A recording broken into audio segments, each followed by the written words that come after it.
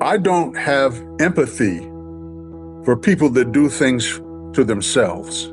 But when you don't do what you're supposed to do, I have no sympathy or empathy for you at all. Red Fox's exit from Sanford and Son has baffled fans for decades, and they still don't have any explanations. An audience member voiced their disapproval, writing, "Red Foxx won't say anything about his sudden departure from the show. We need an explanation." The show's Lamont, played by Demon Wilson, had been considering coming clean for some time, and at 77 years old he finally worked up the nerve to do it, despite Red Fox's objections. Keep your cool and hear Demon Wilson tell it like it is regarding Red Fox's exit from Sanford and Son. You might be shocked to hear why Red quit the show. The 1970s comedy Sanford and Son was a phenomenon, drawing in millions of viewers and cementing the show's position in television history. As a matter of fact, Sanford and Son took over the airways after it joined the Friday night roster, attracting fans who couldn't get enough of Fred and Son's clever banter and hilarious shenanigans. A lot of people think that Sanford and Son had a big role in the demise of the Brady Bunch, a once popular program that aired on different networks. Both shows were vying for the same airtime, but Sanford and Son quickly won over viewers. Because Fred Sanford was such a comic force, ABC dropped the Brady Bunch from its roster in 1974. Sanford and Son was said by some in the know to have been the program that ended the Brady Bunch's run. The wholesome family comedy was having a hard time keeping viewers as Sanford and Son was having a meteoric climb to the top of the ratings, thanks to its meteoric ascent to supremacy. Drama was building behind the scenes, and it was centered on Red Foxx, the show's star.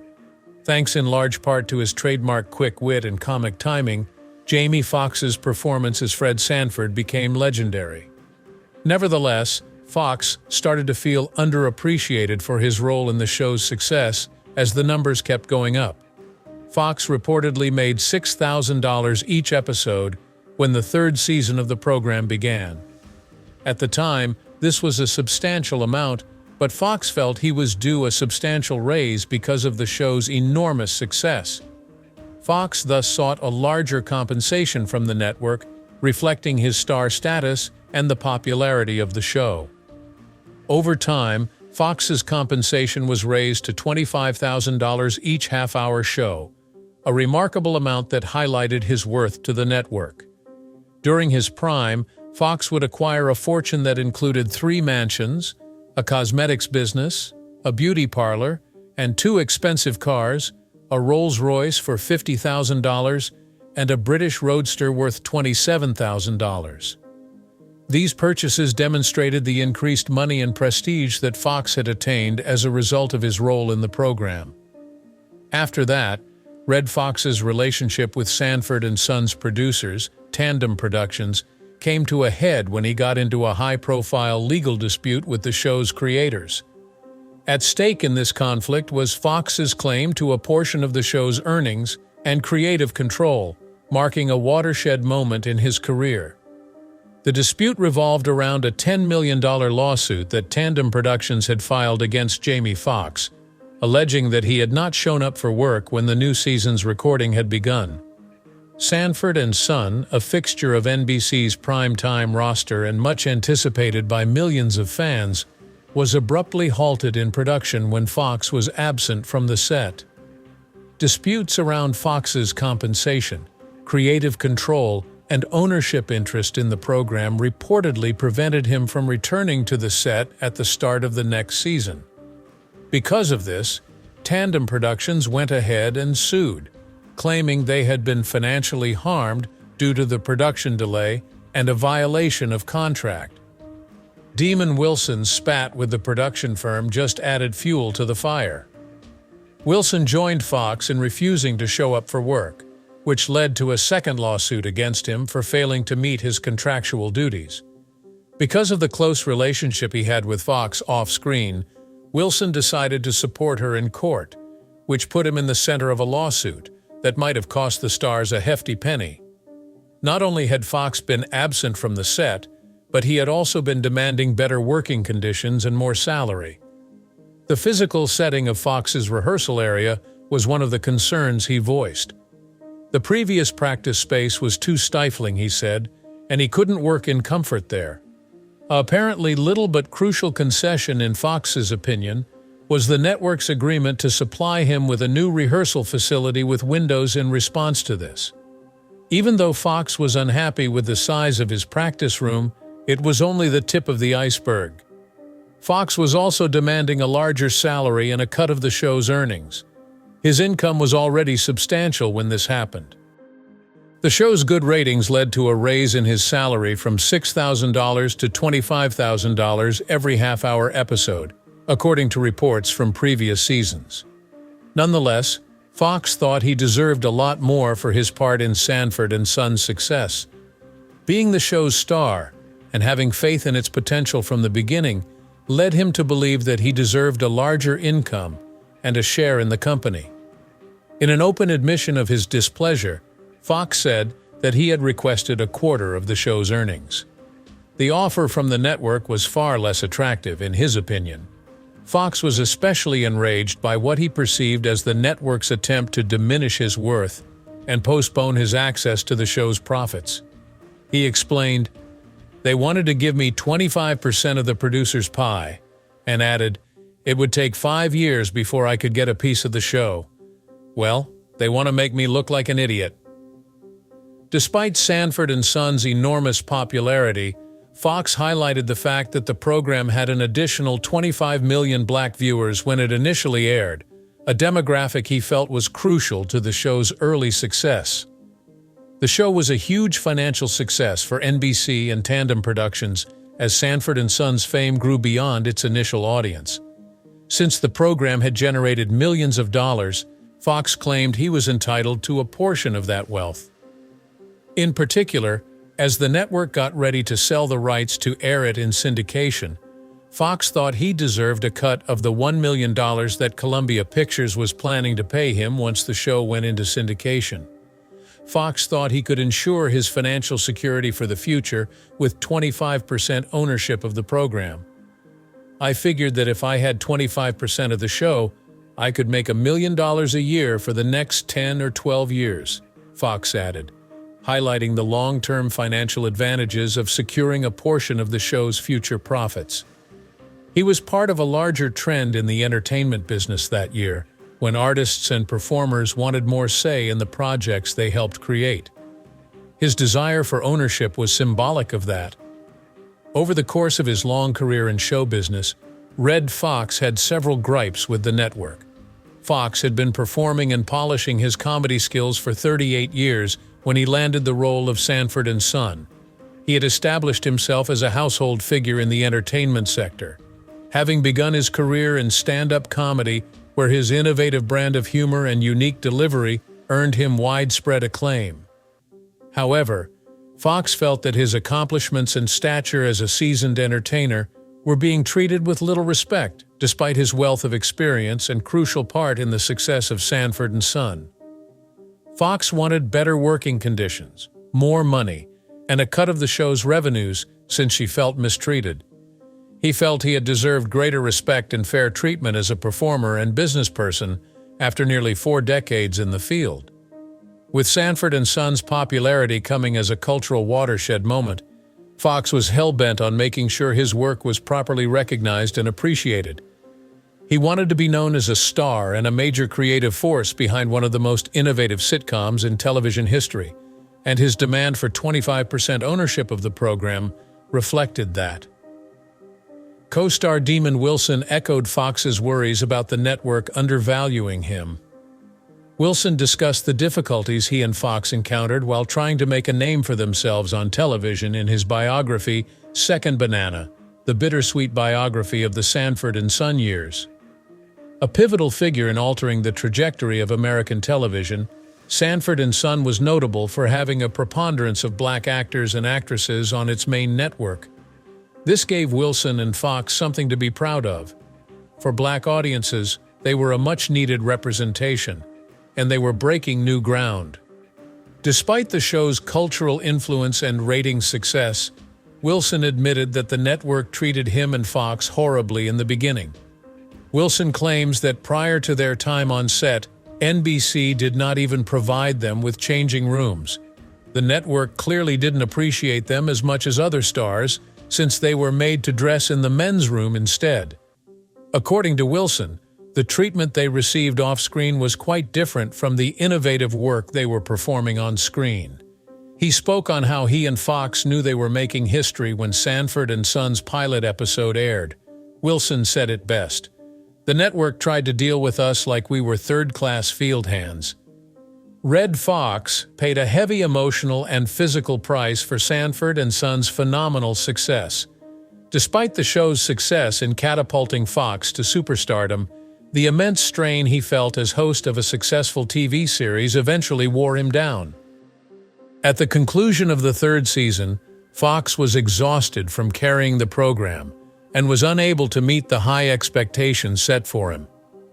He blamed the immense pressure of being the public face of a weekly series for his decision to step away from the show for the rest of the season. In an interview with People magazine, Jamie Foxx discussed the emotional and physical toll that working at Sanford and Son had on him. He blamed the stress and weariness from the demanding schedule for his 4 or 5 hospitalizations during the peak of the show's popularity. Working on Sanford and Son left Fox with little time for anything other than work, in contrast to his early days in Las Vegas, where he played 245-minute comedic shows and had time to enjoy his personal life. Spending many hours in Hollywood reading scripts and slaving away on set, he became engrossed in the show's demands. He freely confessed that upon his return home, the only thing he could do was sleep due to the exhaustion caused by this demanding regimen. The heavy workload also took a toll on Fox's private life, particularly his marriage. Once upon a time, Fox and his wife had a more balanced existence in Sin City, where they were happily married. Once Fox relocated to Hollywood, he no longer had the leisure to do things like go horseback riding, see movies, or even go out after his act. Fox became increasingly engrossed with Sanford and Son as its popularity grew, to the detriment of his family and wife. In retrospect, Fox regretted the dissolution of his marriage, saying, "When I went to Hollywood, I didn't have time to spend with her like I did in Vegas." His relationship suffered as a result of his career's rapid ascent, which led to his divorce. Because of what he gave up for his job, Fox felt more and more alone and exhausted. Fox blamed the mental and physical demands of his profession for his problems, but NBC officials had other ideas. According to them, Fox was not doing a good job of adjusting to his sudden stardom. They took his actions, such as skipping out on filming and making increasingly unreasonable demands, to be signs that he was having trouble adjusting to life as an overnight sensation. For the network, it seemed like Fox was acting out because she couldn't handle the pressure of being the star of one of the most popular series in the nation. The animosity between Fox and the network intensified as time passed. Starring on Sanford and Son, Fox was well aware of his worth to the program and would often speak out against what he perceived as inequitable treatment or pay. He gained notoriety for his infamous disagreements with the network, which occasionally escalated into outright hostility. Reportedly, Fox's arrival to the studio armed with a pearl-handled handgun was a watershed moment in this continuing power battle. The tense relationship between Fox and NBC was brought to light by this occurrence. Even though the handgun was more of a symbol than a real danger, it was obvious that Fox was fuming and wanted to take charge. Fox and the network were able to resolve their differences despite the frequent conflicts. A 3-season renewal was mutually agreed upon by the parties, guaranteeing Sanford and Son's continued presence in NBC's primetime schedule. The network and Fox both benefited greatly from this ceasefire, since Sanford and Son was a huge financial and critical success. Fox and NBC both knew they couldn't afford to let the problem get any worse, given the show's massive viewership and cultural impact. Red Foxx was prepared to move on from Sanford and Son as it approached its 6th season, despite the show's enormous popularity. The restrictions NBC imposed on Fox's career had become an annoyance to him. Even though Fox had become one of the most prominent black performers on television during his peak, He felt constrained by the network since, in his opinion, he had not been given the same chances as his white colleagues. He felt unappreciated and ignored for years by an industry that sometimes regarded him more like a novelty than a genuine star, and that's when he decided to quit NBC. And it wasn't simply because he wanted to explore new things. Fox's career took a dramatic turn when he joined ABC. The New York Times reports that he was offered a very lucrative deal by ABC, which included hosting his own variety program. This gave Fox a chance to pursue his artistic interests outside of Sanford and Son. He may increase his visibility as a performer and get some cash in the transaction. Some even saw parallels to Barbara Walters' infamous departure from NBC for ABC in a similar situation. Much with the groundbreaking journalism that made Walters famous, the departure of Jamie Foxx was viewed as a strong talent seeking other opportunities. Fox wasn't unhappy with NBC because of the money. He was unhappy because of the lack of respect and acknowledgement he felt after feeling undervalued. Fox was quite forthright in an interview about his grievances with the network and the entertainment business at large, drawing attention to the ways in which he believed he had been deprived of chances to develop his artistic abilities.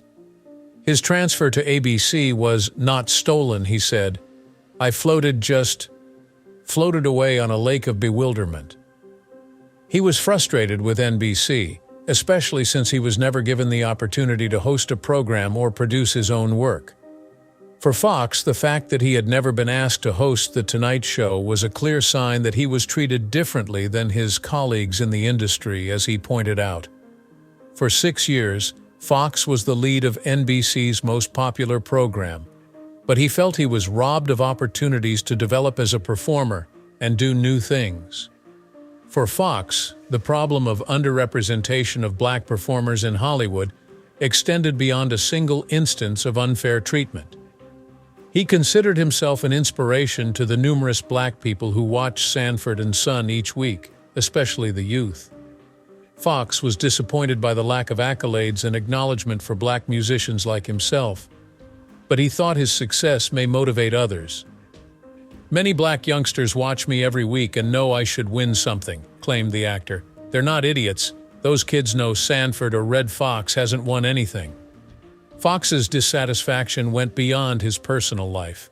Major award ceremonies like the Emmys were ignoring the Jeffersons, Good Times, and That's My Mama, among many other great black-led television series of the period, he said. Industry professionals hardly, if ever, acknowledge these performances despite their widespread appeal and cultural impact. For 6 years, we were NBC's most popular show, and you really believe they would nominate us? Fox remarked with a tone of disbelief. Can you believe it? The whole thing ought to be investigated. Fox's remarks reflect the pervasive bigotry that characterized Hollywood at that era. Even while black-led performances were becoming more popular and well-represented, the mostly white organizations that bestowed honors and prizes frequently disregarded them. In addition to being an insult to Fox personally, the black community was harmed by this disregard for his contributions.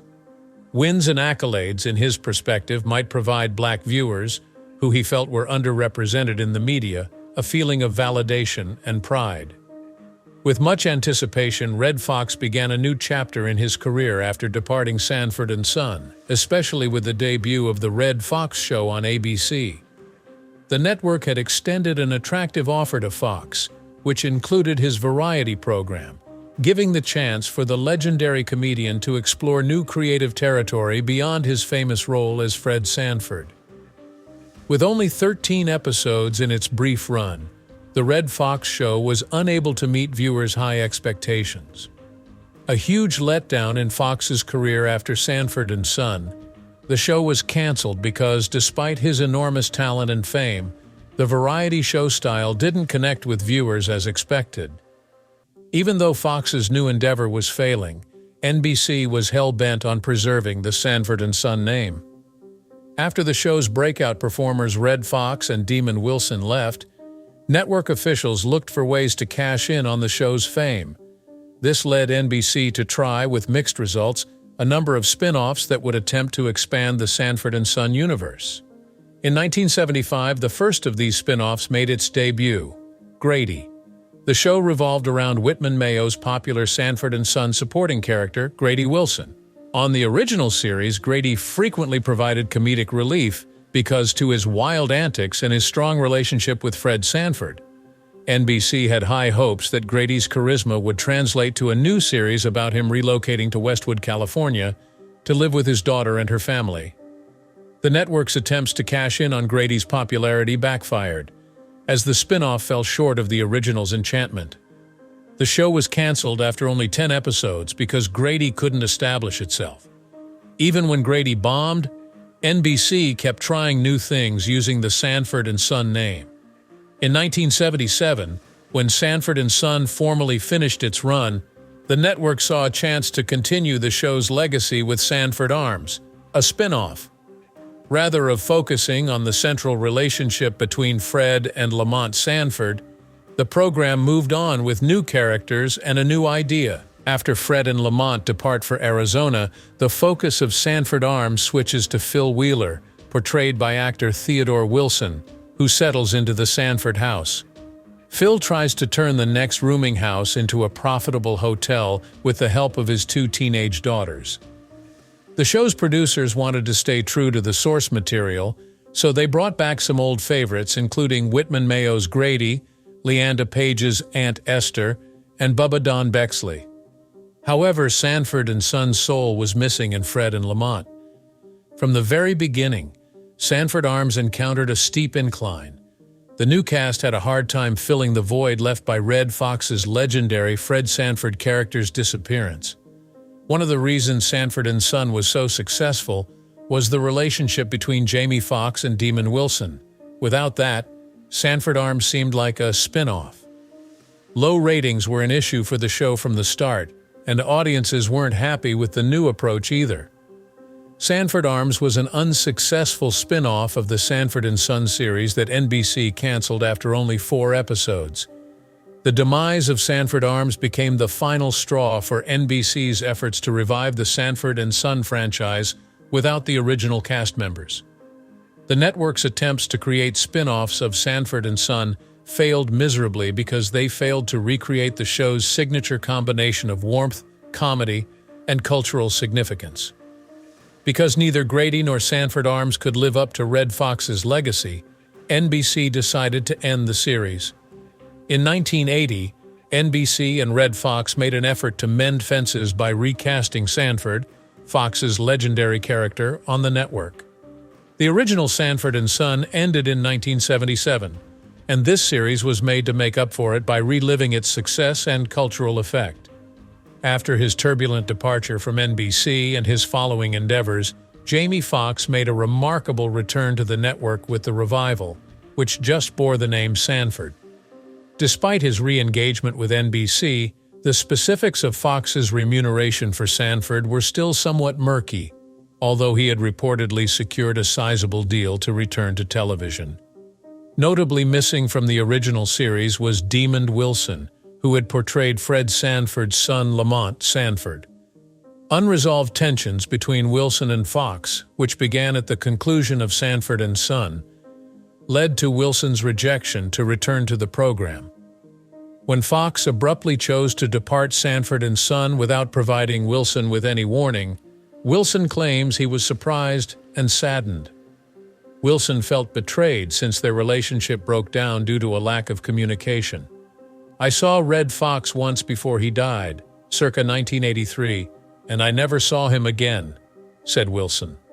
Their most recent encounter, which happened while Wilson was playing tennis at the Malibu Racquet Club, was quite tense. Producers contacted Wilson at this meeting with the notion of having him appear in a Fox special commemorating the network's 50th anniversary. In spite of the chance to catch up, Wilson thought Fox was unfriendly when they met at Fox's office. Wilson was dissatisfied not just with Jamie Foxx's departure from the program, but also with the way he found out about it. Instead of hearing the news from Fox himself, he said, "I found out in the hallway at NBC from a newscaster, suggesting that he was informed of the cancellation of Sanford and Son by a news source." Because his co-star did not directly notify Wilson of such a major shift, this revelation added to his feelings of betrayal.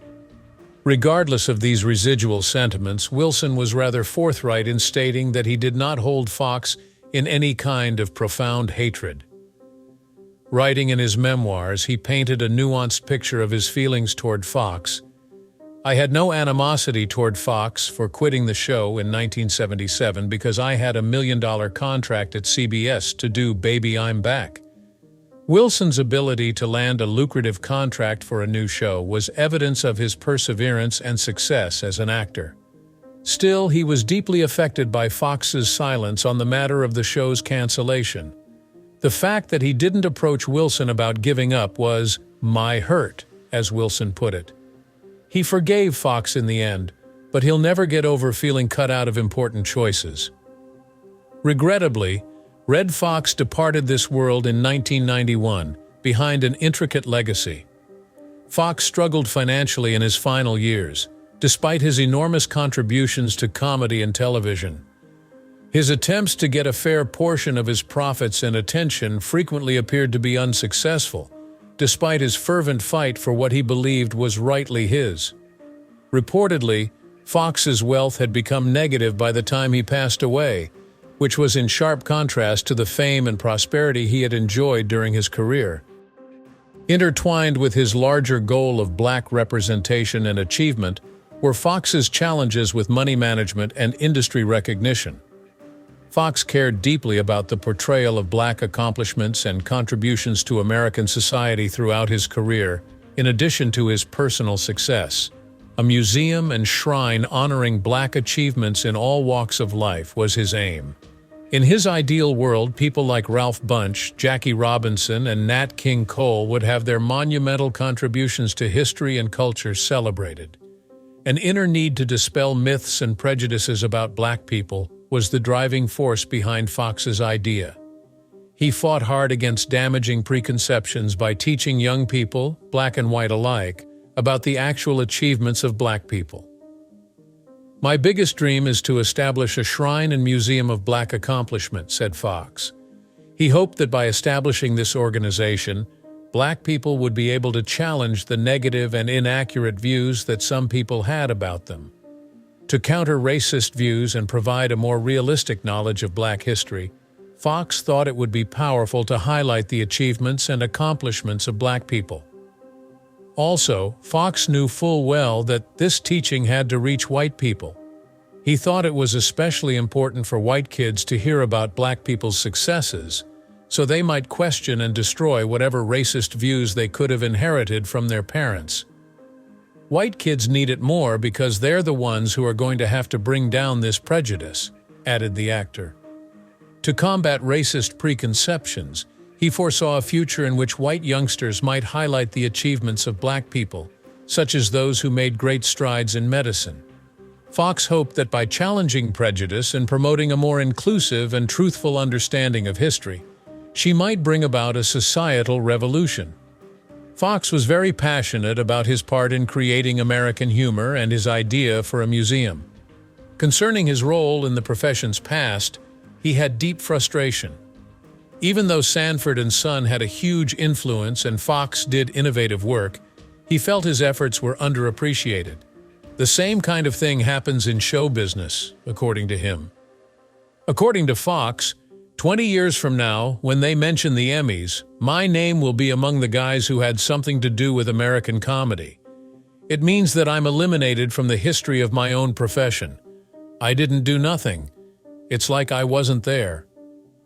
This sentiment echoes the experiences of many pioneering black entertainers who felt their contributions were largely disregarded or underappreciated in the mainstream narrative.